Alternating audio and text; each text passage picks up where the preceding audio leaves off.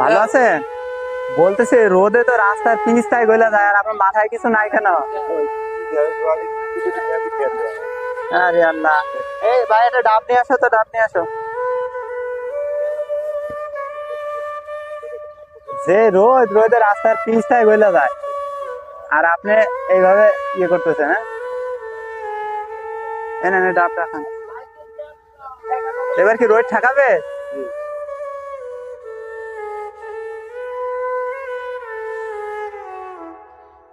খাওয়া হইলে চলে যান, হ্যাঁ?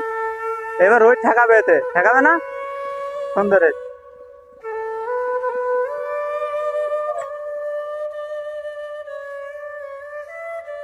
রোদ ঠেকাবে? হ্যাঁ।